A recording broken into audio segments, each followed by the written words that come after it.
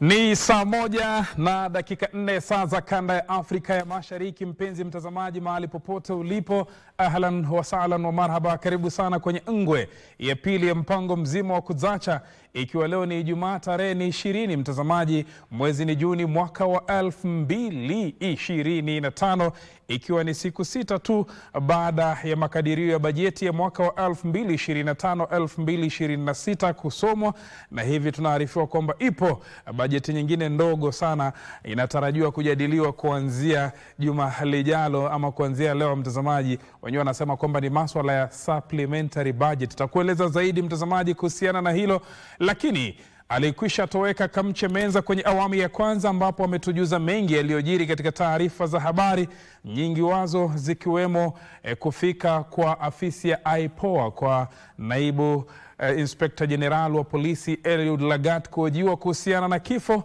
cha mwanablog na mwalimu Albert Ojwang. Mtazamaji, karibu kwenye awamu ya pili, mambo bayana hapa mjini Nairobi, alafu vile vile pia tutakuwa tunakupeleka kule Mombasa, ambapo pia tuna mambo bayana na kuna makala kutoka pwani ya Kenya, na zaidi yote baadaye tutakuwa tunaungana kundi zima, mapote zima kwenye mduara wa B Maliwaza. Karibu sana mtazamaji, tuandamane hadi tima motamati. Jina langu naitwa Rashid Momkondo, lakini kwenye mambo bayana hii leo mpenzi mtazamaji, tutazungumzia masuala ya haki na vile vile pia masuala ya sheria, ambapo nina wageni kutoka kwa afisi ya mkuu wa sheria wapo ndani ya studio. Upande wangu ule niko naye ndugu Lawrence Muriuri Ngugi ambaye ni Deputy Solicitor General. Karibu sana ndani ya kipindi. Asante Rashid. Na karibu yangu hapa ninaye mwanadada Sophie Sitati ambaye ni Chief State Counsel. Karibu sana. Asante. Na mtazamaji, tutakuwa tunaangalia swala zima hili kuhusiana na kuimarisha uongozi kupitia ushiriki wa umma na kuweza kupata haki. Kwa vile wanatoka katika afisi ya mkuu wa sheria, labda tu kwa muhtasari tu tujue afisi ya mkuu wa sheria swa majukumu yake ni gani. Kila mmoja atapata fursa kuweza kuzungumzia, tukianza kwa ufupi. Labda nikianza ndugu yangu bwana Lawrence kule. Asante Rashid. Afisi ya mkuu wa sheria ni idara ya serikali ambayo inatoa ushauri kwa serikali kwa mambo yanayohusu sheria. Pia inatoa huduma kadha wa kadha kwa wananchi ya kisheria, na pia ina kitengo idara ya haki za binadamu na masuala ya kikatiba ambayo inaangazia mambo haya katika serikali.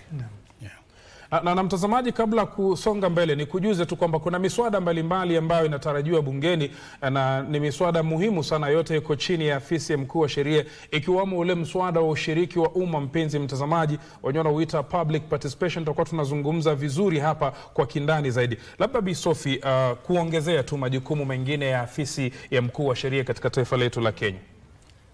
Ofisi ya mkuu ya sheria pia inahusika kutunga sheria, hasa zile zinahusika na haki na haki za binadamu na pia mambo ya kikatiba. Umezungumzia kuhusiana na haki za kibinadamu, na katika afisi hii kuna idara ambayo inajulikana kama State Department for Justice, Human Rights and Constitutional Affairs. Je, wengine wanauliza hii ni idara mpya ama ilikuwepo, na kazi yake hasa ni nini? Tukianza naye Bi Sophie kabla kwenda kwake ndugu Lawrence. Hii idara ningesema ni mpya, ikiwa idara ya serikali. Kitambo kilikuwa tu kitengo katika ofisi ya mwanasheria mkuu, lakini sasa ameteuliwa waziri mkuu na ni idara ya serikali. Sasa imepandishwa cheo. Kwa hiyo iko na waziri na iko na katibu. Iko na katibu, sio waziri. Waziri ni mwanasheria mkuu. Ndio. Katibu ambaye ni Bi Judith Pareno kama sijakosea. Ndio. Bila shaka. Nikirudi kwako, labda kuongezea bwana Lawrence juu ya kitengo hichi kipya. Naam. Masuala ya haki za kibinadamu kutokea katika mambo ya kitaifa, nyanja ya Afrika na pia Afrika Mashariki. Ndio. Kuna miswada mbalimbali ambayo Kenya imeratibu ambayo ina sheria ya kitaifa na Afrika Mashariki, ambayo idara hii ya haki inatakiwa kuwa inaendelea kuhimiza, kuendeleza na kuhakikisha kwamba tunatii mikataba ambayo serikali imetia maanani katika nyanja hizi tofauti. Idara pia inahusika na masuala ya kutunga sera mbalimbali kama zile tumezungumzia siku ya leo. Ndiyo. Haki za kibinadamu, masuala ya kikatiba na pia kupambana na ufisadi. Ndiyo. Sasa hii idara kazi yake hasa itakuwa ni nini? Mwananchi ategemee nini kutoka kwa idara hii mpya ambayo kwa sasa inapaka katibu mkuu? Kuna mambo mbalimbali ambayo serikali huwa inaashiria kuyafanya. Ndiyo. Na ndipo huwa inatenga idara ili kutilia mkazo mambo hayo. Kumekuwa na tetezi mingi kuhusu mambo ya ukiukaji wa haki za kibinadamu. Kumekuwa na tetezi pia kuhusisha wananchi katika mambo ya utawala. Kumekuwa pia na mambo mengi ya kuhusu na kupambana na ufisadi. Kwa hivyo kitengo hiki kitaboresha, imarisha na kupa nafasi kuu kwa mambo haya kupewa bayana katika sera za serikali. Nikirudi kwako Bi Sophie, kuna mswada mpya ama sheria mpya pia inatarajiwa, inajulikana kama Whistleblowers Law. Hebu kiufupi kwa huyu mtazamaji anayetutazama, kwa sababu kuna watu wengi katika taifa letu la Kenya huweza kufichua baadhi ya mambo ambayo wengine wanaogopa, lakini pia wanafichua lakini wana wasiwasi. Hebu tujuze kiufupi kuhusiana na hii Whistleblowers Law. Kwa nini kuwe na sheria kama hii? Hiyo whistleblower inaitwa Whistleblower Protection Bill. Hiyo sheria itakuja kuzuia kulipiza kisasi kwa wale wanaotoa taarifa juu ya uhalifu, ili kuwezesha taarifa zaidi juu ya ufisadi na uhalifu kutolewa na wananchi bila kuhofia kwamba watadhulumiwa kazini ama watapata majara yoyote. Labda sheria hii inapanga kudeal na nini haswa? Kwanza inatoa njia ambayo wananchi watatoa ripoti ukiwa na habari yoyote kwamba kuna uhalifu ama kuna ufisadi. Utatoa hiyo ripoti vipi? Utapeleka wapi hiyo taarifa? Inaambia wananchi. Utaambiwa mkuu wako wa ofisi ama utaenda kwa EACC ama DCI. Ukishatoa taarifa, inahitaji wale wanaopata hiyo taarifa kukupea protection. Sasa watahakikisha kwamba jina lako lisitolewe hadharani, na hiyo ripoti ambayo imetolewa pia ifanyiwe uchunguzi. Na je, ni mswada tu ama tayari imeshakuwa sheria? Bado ni mswada. Saizi tunachukua maoni kwa wananchi. Haijakuwa sheria bado. Ndiyo. Na mtazamaji, kuna tofauti kubwa sana ya mswada na sheria.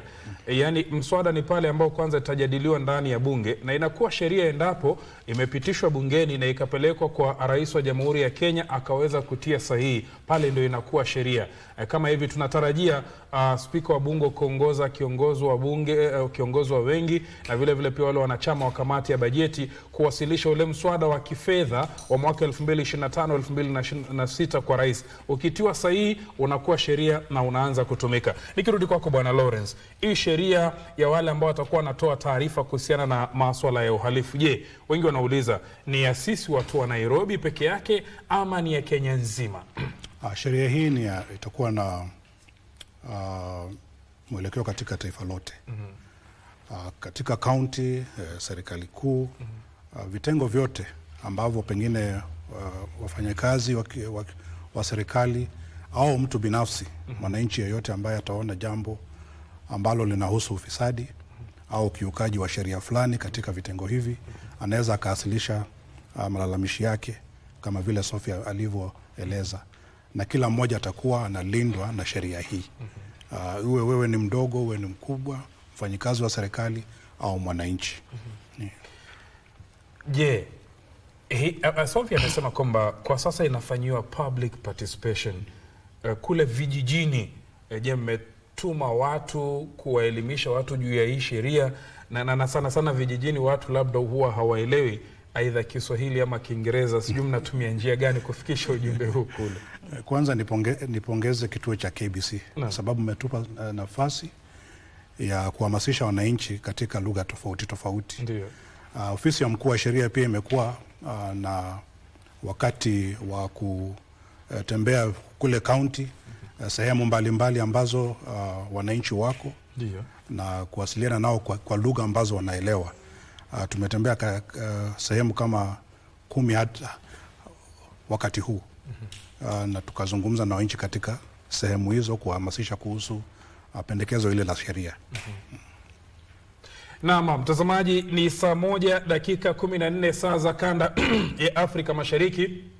Endapo ndo kwa sasa unajiunga nasi, tuko katika mjadala muhimu sana mpenzi mtazamaji, na nina wageni kutoka afisi ya mwanasheria mkuu tukiweza kuzungumzia kuhusiana na masuala ya haki, masuala ya sheria, masuala ya katiba na vile vile pia ushirikishwaji wa umma mpenzi mtazamaji, na watatuelezea ni miswada gani mitatu ambayo kwa sasa inafanyiwa public participation ili iweze kuwa sheria na iweze kutumika. Labda nikirudi kwako Bwana Lawrence, hebu tutajie ile miswada mitatu ambayo inafanywa kazi ili iweze kutumiwa. Nadhani kuna mswada huu wa public participation na kuna huu mswada ambao wa kutoa taarifa, na mswada gani mwingine? Na mswada pia wa kubadilisha sheria ambazo zinahusu mambo ya ufisadi. Naam. Sheria hii inaangazia kutoa marekebisho na kuimarisha sheria 8 tofauti ambazo zinahusu mambo ya ufisadi. Moja kati yapo ni ya kupambana na ufisadi, kitengo cha kupambana na ufisadi. Ingine pia inalenga fedha haramu. Nyingine inalenga masuala ya utaratibu wa kupeleka kesi za ufisadi kotini. Nyingine nayo inalenga kuhusu kuwalinda wale ambao wanatoa taarifa kuhusu ufisadi na mambo kama haya. Ofisi tatu, tuingie katika swala zima hili la ufisadi. Wananchi wengi wameona matukio mengi sana ya kiufisadi, lakini anashindwa ayaripoti wapi na usalama wake utakuwa vipi? Je, mswada huu unamhakikishia vipi yule mwananchi wa kawaida kwamba ninapoona tukio la ufisadi basi nikiliripoti mimi na familia yangu tutakuwa salama salmi? Kwanza kuripoti, ningependa kusema kwamba katika EACC wako na ile toll free line. Ndio. Ambayo mwananchi akikuwa na ripoti sio lazima aende kwa ofisi, anaweza piga simu na itakuwa ni siri kati yake na EACC, jina lake halitatolewa nje. Sasa hapo kwanza na usalama ya confidentiality, hata julikana ni nani amepeana, lakini ikijulikana ni nani bado anaweza pata protection. Kwa vile tuna kile kitengo cha serikali kinaitwa Witness Protection Agency ambayo inapeana protection kwa witness. Akishakuwa ni ule witness wa EACC anaweza chukuliwa na kastiriwa mahali ili wale wahalifu wasimfikie mali hapo. Tuzungumzie kuhusiana na public participation bill, na kwa mara nyingi sana ipo lakini ni kama huwa haitumiki, na tumeona kesi nyingi sana zikifikishwa mahakamani, wakati mwingine jaji ama hakimu utoa uamuzi kwamba hakuna ushirikishwaji wa umma uliofanyika. Hebu tuelezee kuhusiana na hili swala la public participation bill. Hii bill imekuja kutoa hiyo tashwishi, maana hakuna kanuni zinazosema ukifanya public participation utafanya kwa njia gani. Utafanya tu kwa mtandao ama utafanya kwa redio, ama lazima uende kwa kila kijiji ama kwa kila county ama ward. Sasa hii sheria itatoa hizo kanuni za kusema ukifanya public participation lazima ufikie hii namba ya wananchi ndio ijulikane kwamba umefanya public participation ya kutosha, kutegemea na ile sera ama kanuni unayotengeneza. Bwana Lawrence, tukiongezea kuhusiana na ile swala la public participation bill, labda hii bill inataka kudeal na nini hasa? Rashid, mojawapo ya mambo ambayo yanaimarisha demokrasia ni kuwahusisha au kuhamasisha umma wakati serikali inapochukua jukumu lolote la kuleta miradi, uamuzi wa mambo mbalimbali ya kiserikali, bajeti, mipangilio ya serikali, ili wale ambao ndio wanaohudumiwa na serikali wawe na semi katika mambo haya. Na kwa hiyo imekuwa ni katiba ilitoa mwongozo kwamba kati ya maadili ya Kenya mojawapo ni kuhusisha wananchi katika sera za serikali. Ndiyo.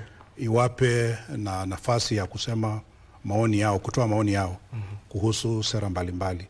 Na kwa hiyo sheria hii inaashiria kwamba kwa sababu hakujakuwa na mwelekezo wa vile vitengo mbalimbali vya serikali vitaweza kuwasilisha na kuwahusisha wananchi, basi itatoa mikakati ya kiujumla ambayo vitengo vyote vya serikali vitatia maanani wakati wanatoa mipango yao, wanapoleta sera tofauti, wanapoleta mabadiliko ya sheria, ili mwananchi kutokea huku juu mpaka kule chini vijijini aweze kuwa na semi katika mambo haya.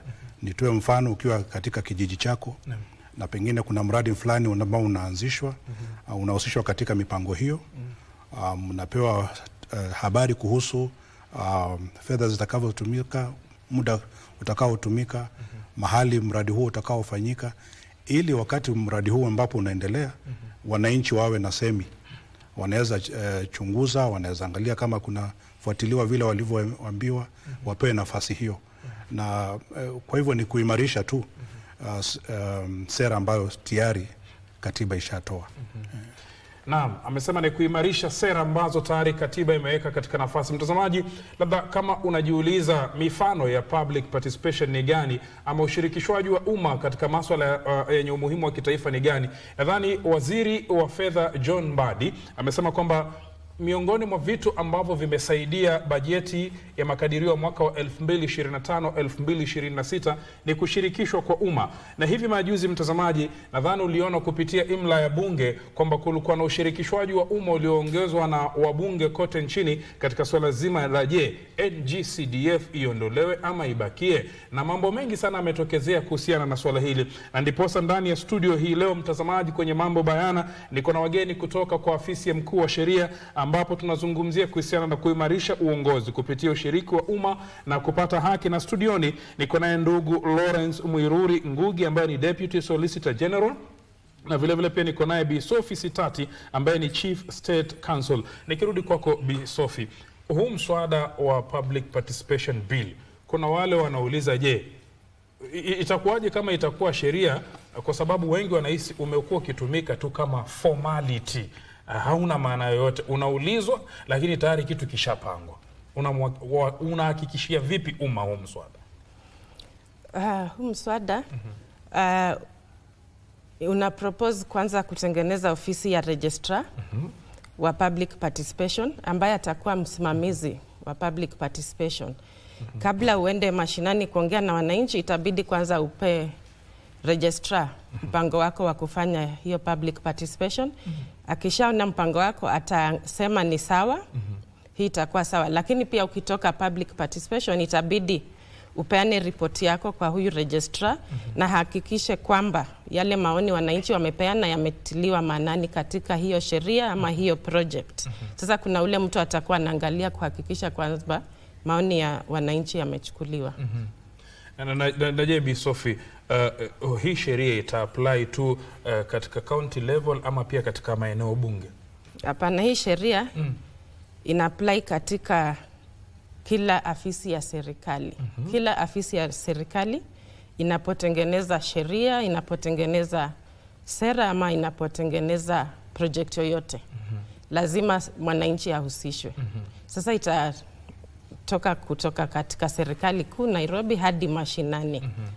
Kwa kijiji, kama mwana kijiji yule headman anatengeneza sera fulani kwa kijiji, kama county inataka kutengeneza bwawa ama hospitali, itabidi wananchi wahusishwe. Naam.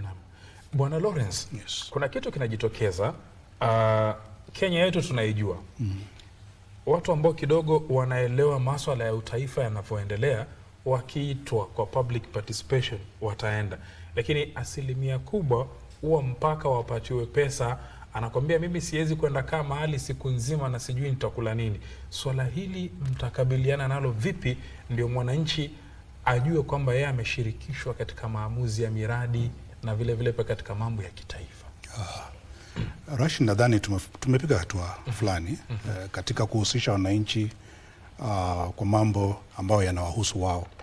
Mambo yanaweza kuathiri au kuwanufaa wao kama wadau. Na kweli kumekuwa na changamoto fulani kuhusu kuwahusisha wote. Kukiwa na sheria na kuwe na msajili wa mambo haya ya kuwahusisha umma, basi naona kutakuwa na mwelekeo na mifumo mbalimbali ambayo itawezesha wananchi, hata yule mwananchi ambaye yuko kwenye vijiji kule mbali, kuhusika katika kutoa maoni. Sio tu kuenda ukumbi fulani, lakini anaweza kutoa maoni katika kutumia simu. Kwa hiyo sheria hii pia ina buni mikakati tofauti na mifumo tofauti ya kuwasilisha maoni yako. Kama wakati huu ambapo tuna hamasisha wananchi, wale ambao hawakuweza kuenda katika sehemu ambazo tulikuwa tukikutana na wananchi, pia tumehakikisha kwamba kuna mfumo katika internet ambapo unaweza wasilisha maoni yako kuhusu miswada hii 3. Kwa hivyo yule ambaye angeweza kuja alifika pale, yule ambaye hakuweza kufika pia tumetoa anwani ambayo wanaweza tumia kuwasilisha maoni yao. Kwa hiyo tunahusisha kila mtu, awe na uwezo asiwe na uwezo. Tumehakikisha kwamba katika mswada huu ambao ni wa muhimu, kila mtu na kila sauti itasikika. Nikirudi kwako Bi Sophie Sitati, labda kwenye huu mswada wa Public Participation Bill, je, mwananchi atarajie nini haswa, hususan katika miradi mbalimbali? Kwa mfano, labda kuna mradi wa afya unataka kufanywa, kuna mradi labda ni wa shule, kuna mradi labda ni wa soko, labda kuna mradi watu wanataka kujenga kettle deep. Mwananchi atarajie nini?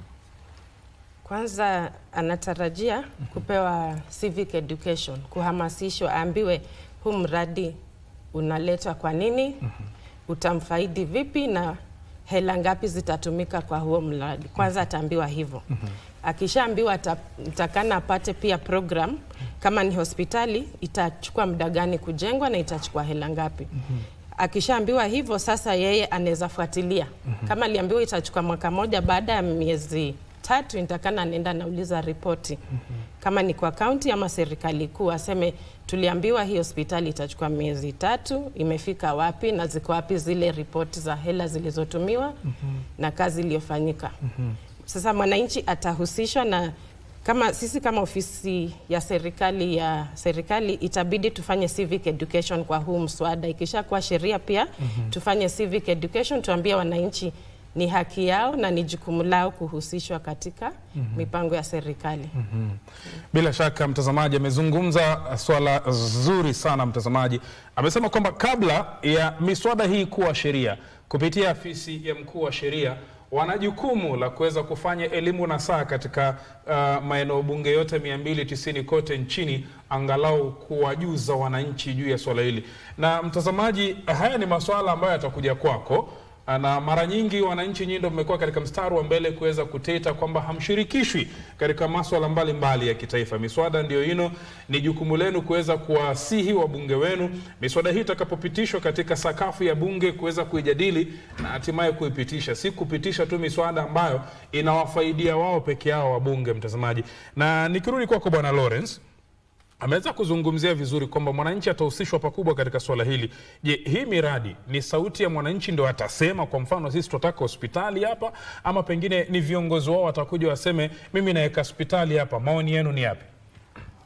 Kama vile tulivyosema, sheria hii inalenga kuweka mikakati kutokea mahali ambapo miradi mipangilio kwanza inapoanzia. Ndio unahusisha wananchi katika mpango huo. Tuseme tutoe mfano wa mradi katika kijiji. Nataka kuweka pengine daraja mahali fulani.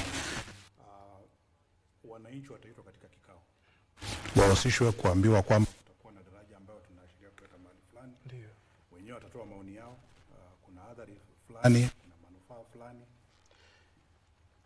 Kidogo tu mtazamaji, ikiwa hivi sasa ni saa 1:27 saa za kanda ya Afrika ya Mashariki. Mpenzi mtazamaji, unaendelea kuitazama runinga ya KBC Channel 1, kipindi hewani ni Kuzacha. Naarifiwa kwamba tupate pumziko fupi, lakini tutakaporudi tutarudi kwake Bwana Lawrence. Alikuwa na hoja akiweza kuiendeleza. Tunajadili swala la kuimarisha uongozi kupitia ushiriki wa umma na kupata haki, na studioni niko na wageni kutoka kwa afisi ya mkuu wa sheria. Niko naye ndugu Lawrence Mwiruri Ngugi ambaye ni Deputy Solicitor General, na vile vile pia niko naye Bi Sophie Sitati ambaye ni Chief State Counsel. Mpenzi mtazamaji, pumziko fupi, lakini Kuzacha bado inaendelea. Tumekuambia kuna mengi tumekuandalia. Kuna mduara wa Bima Liwanza, na vile vile pia kuna makala maarufu kutoka kule pwani ya Kenya. Kwa hiyo usicheze mbali, kikosi kizima kiko ndani ya studio. Mimi naitwa Rashid Momkondo. Wacha nipate pumziko fupi, tunarudi katika muda usomeza punje. Zidi kutazama Kuzacha.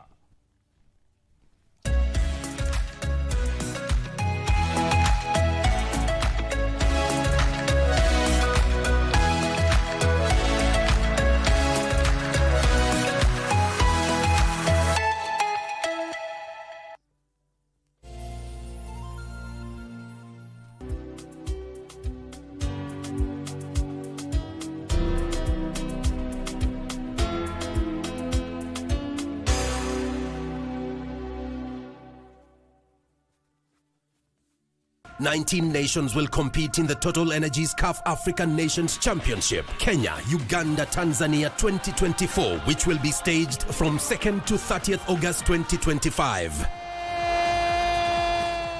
Amongst the 4 groups in the tournament A to D, Kenya is pooled in Group A, together with Morocco, Angola, DR Congo and Zambia. Algeria from the set piece, the header is on target, but it's saved. This unique competition featuring the best locally based players from across the continent definitely has something for everyone.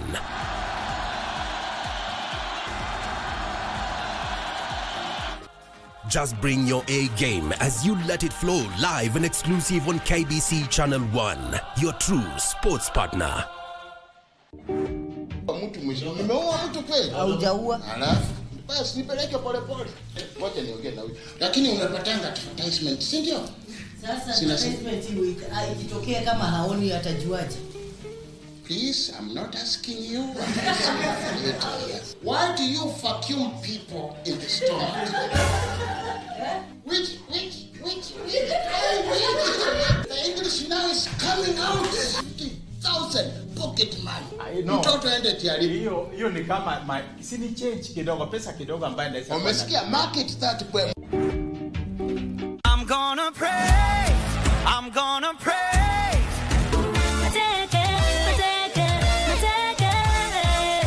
The only thing you can give in life is money, but there is so much that you can give, and in the process of giving there's so much that you can receive. You're giving your time to somebody who actually needs it. You're also giving your talent. So each one of us has a gift and a talent that is natural to us. So there's so much giving opportunities we can do. And the going over and above is the act of kindness. The person who feels they are stingy, I would say, is that you actually have something you can give.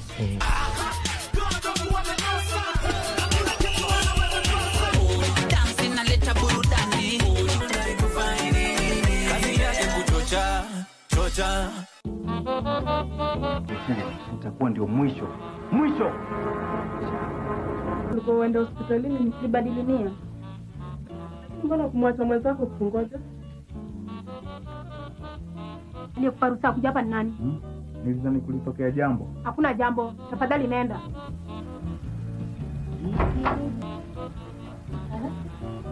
Mtaka nini msichana?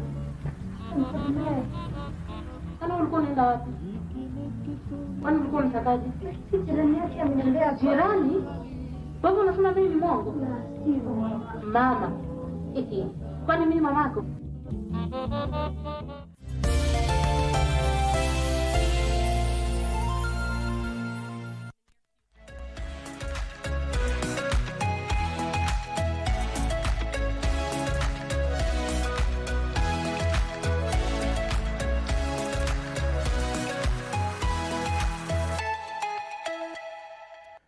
Naam, karibu tena 32 dakika baada ya saa 1 ilikuwa tumepata kidogo pumziko fupi angalau tupate maji ya tama la Kuzacha, lakini bado maji hayajafika.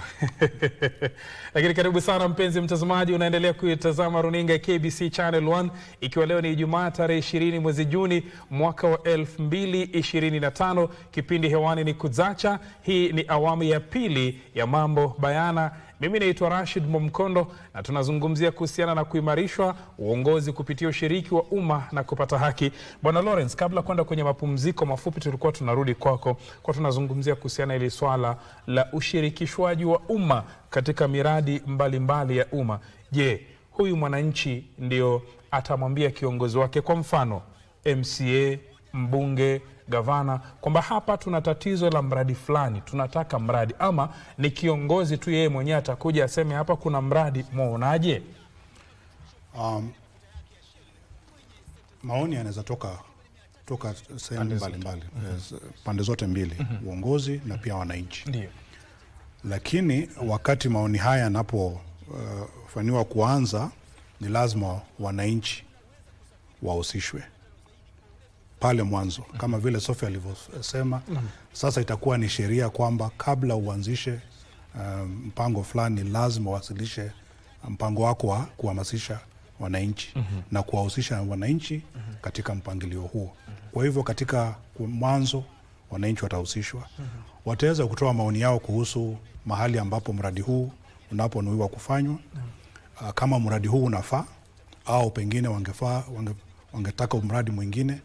Na kwa hiyo kutoka pale mwanzo watapewa taarifa tofauti, sababu ya mradi ule, fedha zitakazotumika, bajeti, wakati utakaotumika katika kufanyia mradi ule.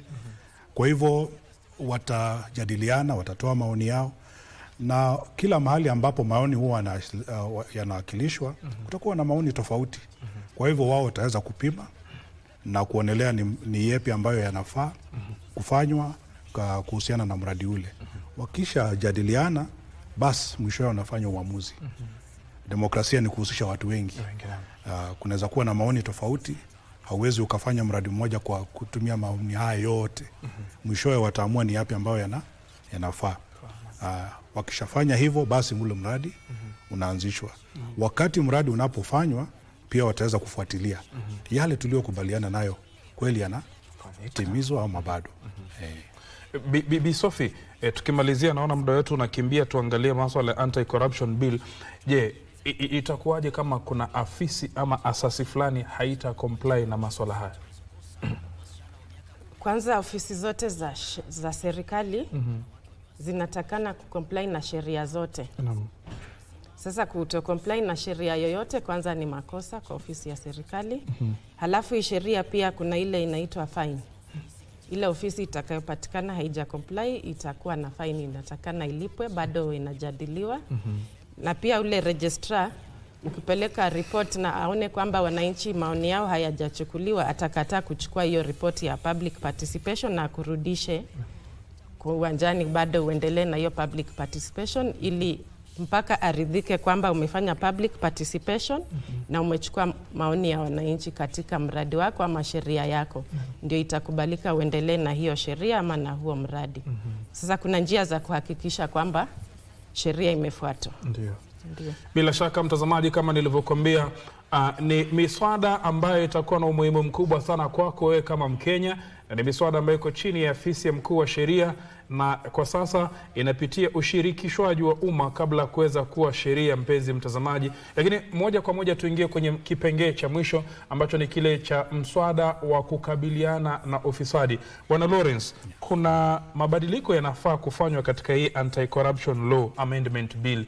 Je, kwa yule faida ya mtazamaji, marekebisho haya ni nini? Kwa sababu donda kubwa sugu ambalo linasumbua maendeleo ya taifa ya Kenya ni ufisadi.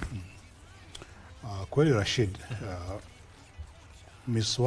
mswada huu unanuia kubadilisha, kuboresha na kurekebisha vipengele tofauti katika sheria 8 ambazo zinahusiana na mambo ya kukabiliana na ufisadi. Sheria moja ni hii inayohusu fedha haramu, kudhibiti fedha haramu. Sheria nyingine inahusu kupambana na ufisadi, kitengo cha kupambana na ufisadi, kuimarisha utendakazi wake, nguvu ambazo wamepewa kisheria kukabiliana na ufisadi. Sheria nyingine ni ile ya kutoa mwelekezo wa wakati ambao utatumika katika kuwakilisha hizi kesi kotini, katika mahakama ndogo, mahakama kuu na hata katika mahakama ya rufaa. Kutakuwa na muda, kumependekezwa muda. Katika mahakama ndogo miezi 6 kesi ikamilike. Katika mahakama kubwa rufaa miezi 3, na kisha katika mahakama ya rufaa kukiwa na rufaa miezi 6. Kwa hiyo kuwe na wakati ambao, kwa sababu kumekuwa na tetezi kwamba kesi hizi zinachukua muda sana. Sehemu nyingine ni hii ya kuwakilisha ushahidi. Nyingine ni ya kuwalinda wale ambao wanatoa taarifa, na pia ya kudhibiti utoaji wa rushwa. Na kuna vipengele tofauti ambavyo vimeangaziwa katika mapendekezo haya ili kuimarisha kuchunguza, kupambana na pia kuwakilisha kesi za ufisadi kotini. natazamia sana kuona marekebisho ya muda utakaochukua kesi, kwa sababu mtazamaji, hili pia ni donda jingine ambapo kesi zinachukua muda mrefu bila haki kuweza kupatikana, na wazungu wanasema siku zote kwamba unapochelewesha basi haki ama kesi kufanyika ni kama unamcheleshea yule mhusika haki. Bi Sophie Sitati, nirudi kwako. Je, hatuna sheria za kutosha kukabiliana na ufisadi nchini Kenya? Tuna sheria za kukabiliana na ufisadi, lakini tunavyojua mambo yanaenda yakibadilika. Sasa sheria pia inatakana inabadilika ku address yale mambo mageni yanayokuja. Kama amesema mwenzangu hapa Bwana Lawrence, muda unaochukua, tuna sheria lakini inachukua muda mwingi sana. Sasa tunataka tufupishe huo muda. Kulinda wanaotoa taarifa. Tuna sheria zinazoweza kuwalinda, lakini bado tunaona watu wanadhulumiwa. Sasa tunataka kuzipiga tu sana msasa. Ili zile gaps tunaona tuzifunike, ndio sasa tuendelee kupigana na ufisadi bora zaidi. Bi Sophie, tukisalia hapo, wamesema kuna gaps ambazo mnataka kuzisil angalau haki iweze kupatikana. Je, kuna mmoja ambaye anatutizama sasa anauliza, hizi amendments, haya marekebisho ambaye anataka kufanywa mswada wa kupambana na ufisadi, je, italeta mafanikio katika vita dhidi ya ufisadi? Ndiyo. Italeta mafanikio. Tukiweza kusikiza kesi za ufisadi kwa miezi 6 na ule anayekata rufaa isikize kwa mwezi 3, tutakuwa na watu wengi watakuwa kama ni jela. Kama mshukiwa hana hatia pia atawachiliwa. Pia nataka kesi ishi haraka ili kama amepata suspension kazini arudi. Sasa hiyo itasaidia. Kama ni hela za haramu zitachukuliwa haraka sana. Hii kesi kiisha, kwa vile ni mali ya umma, ni pesa za serikali zimepotea. Sasa kesi ikikaa miezi 9 ama miaka 10, hii ni mali ya umma inapotea kwa miaka 10. Tukimaliza kesi kwa haraka, tutarudisha hizo pesa ziweze kufanya kazi kwa mwananchi. Kwa hiyo ni kitu gani ambacho unamhakikishia mwananchi juu ya swala hili? Unajua wananchi siku hizo wanasema saa nyingine watu tunaambiwa mambo matamu lakini kwa ground vitu ni different. Hakikisho gani, assurance gani unaweza kuitoa kuhusiana na swala hili? Tunaweza hakikishia kwamba serikali inataka kupigana na ufisadi, na ndio maana ilitengeneza hiyo idara ya justice na ikakuwa na katibu mkuu. Ndio. Na ndio anafuatilia zaidi, na tunafuatilia zaidi hizi sheria. Hizi sheria inatakana huu mwaka ujao wa kifedha zikuwe bunge na zipitishwe. Sasa hiyo ni hakikisho kwamba tutapitisha hizi sheria. Tukishalinda wale watoa taarifa, pia watatoa taarifa zaidi. Tunajua kuna uhalifu unafanyika, kuna ufisadi ofisini kwetu, pia katika kampuni za kibinafsi. Hii sheria inalenga kampuni zote za serikali na kibinafsi. Kama kuna makosa yoyote yanafanyika kwa mazingira, kwa watu, habari zitatolewa na kutakuwa na ufisadi umepungua nchini.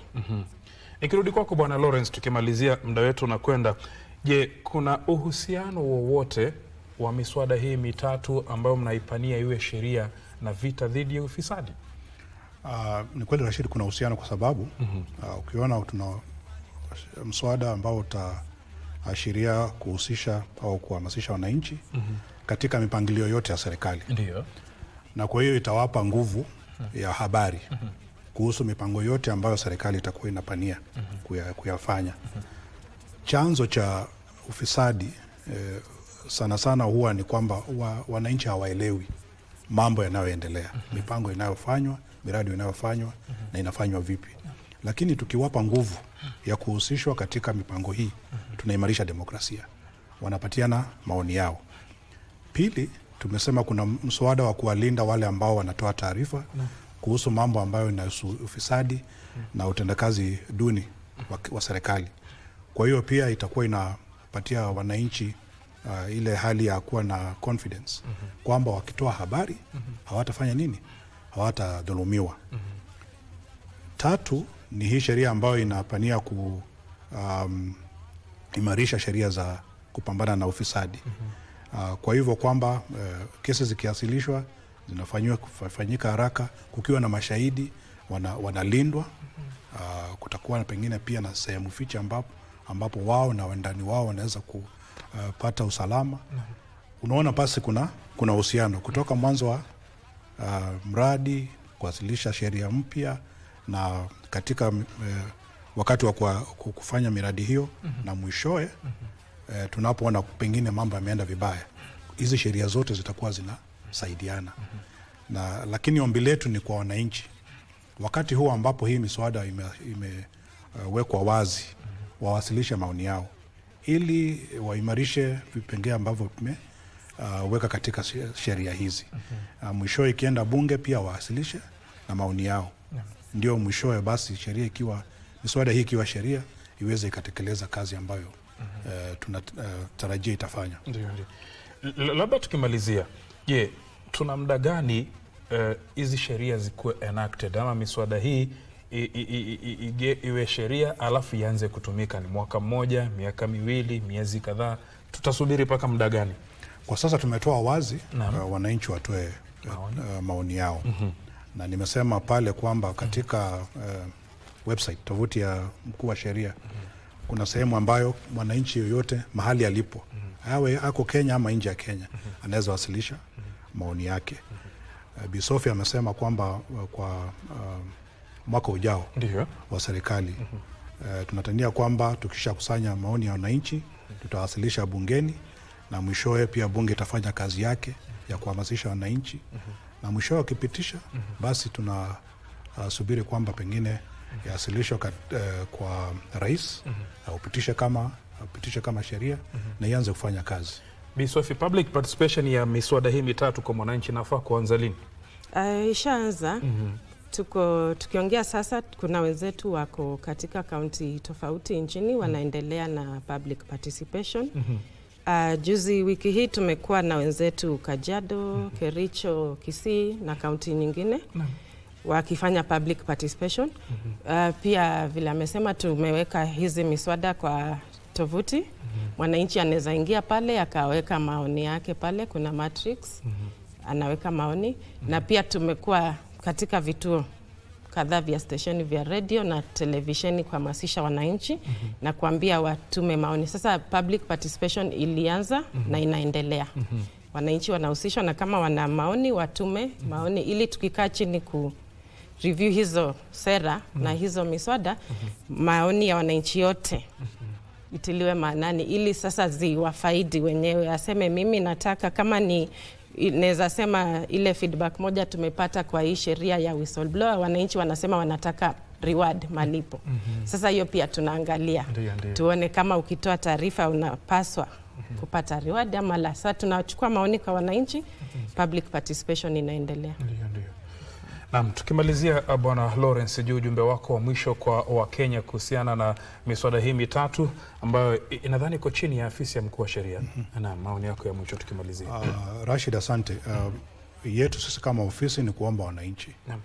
Hii ndio nafasi yako kuwasilisha maoni kuhusu vile utakavyokuwa ukiwasilisha maoni hapo siku za mbeleni. Tumekupatia nafasi hii na tumekupa na mfumo mbalimbali ambao unaweza tumia kuwasilisha maoni yako, na tunakuhakikishia kwamba yale maoni ambayo yatatolewa yote tutayachunguza, tutayatilia maanani, na mwishowe yatachangia kuboresha miswada hii ambayo tumewakilisha kwenu nyinyi kama wananchi, kwa sababu ni ya kuhudumia wananchi na kuboresha Kenya yetu. Kwa hiyo naomba tafadhali mtumie fursa hii kuwasiliana nasi, kutumia mfumo wa kidijitali. Mfumo wa kidijitali, hebu mpe mtazamaji vizuri, labda kwenye Facebook, kwenye X, mnapatikana vipi? Ukitembea ukiangalia tovuti yetu ya ofisi ya mkuu wa sheria, kuna sehemu fulani ambayo tumeitoa pale, www.statelawoffice.go.ke.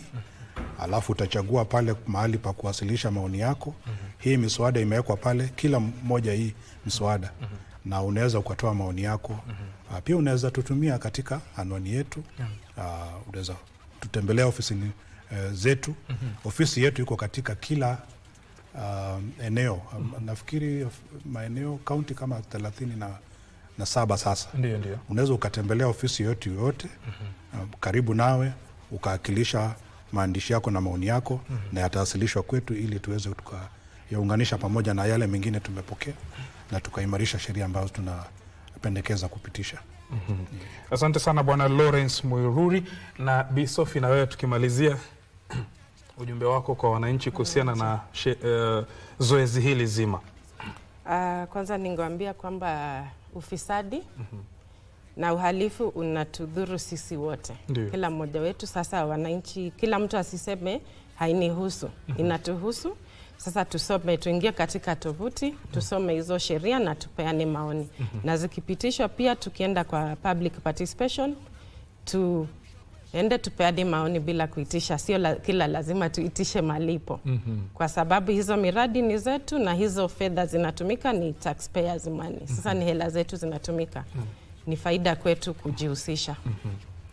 Bila shaka amemalizia pazuri zaidi mpenzi mtazamaji, na sisi kama shirika la utangazaji nchini KBC pamoja na idhaa zetu zote za redio tukishirikiana nao tutakuwa tukikujuza mengi, kwa sababu afisi ya mkuu wa sheria kwa karibu sana huwa inafanya kazi na shirika la utangazaji nchini KBC. Kwa hiyo tutakujuza mengi, tutakuwa tukiwaleta katika vipindi vyetu mbalimbali, angalau na sisi tucheze lile jukumu letu kama chombo cha habari, kukujuza, kukuelimisha, kukutoa taka za masikio mbali na kukuburudisha. Mpenzi mtazamaji, kwa muda wote huo takriban dakika 50 hivi umekuwa nami Rashid Momkondo na wageni kutoka kwa afisi ya mkuu wa sheria, ambapo nimekuwa naye ndugu Lawrence Muiruri Ngugi ambaye ni Deputy Solicitor General, na vile vile pia nimekuwa naye Bi Sophie Sitati ambaye ni Chief State Counsel, tukizungumzia masuala ya kuimarisha uongozi kupitia ushiriki wa umma na kupata haki, ambapo wamezungumzia kuhusiana na miswada mitatu ambayo kwa sasa inapitia ushirikishwaji wa umma, kisha basi itakapokuwa sheria moja kwa moja itakuwa inatumika. Na miongoni mwa ile miswada ambao wanaifanyia kazi ni ule mswada wa kutoa taarifa ama ulinzi, usalama wa wale ambao watakuwa wanatoa taarifa juu ya masuala ya ufisadi, na vile vile pia wakazungumzia kuhusiana na mswada wa ushirikishwaji wa umma katika maamuzi ya masuala ya maendeleo ya taifa, na vile vile pia wamezungumzia kuhusiana na mswada wa marekebisho wa ule mswada wa kupambana na ufisadi nchini. Mpenzi mtazamaji, mimi nachukua pumziko fupi, lakini usende mbali, Kuzacha bado ipo. Kwa sasa kuna makala maalum kutoka Pwani yanaitwa Jamvi la Pwani, ambapo hii leo tumekuandalia hii na mpenzi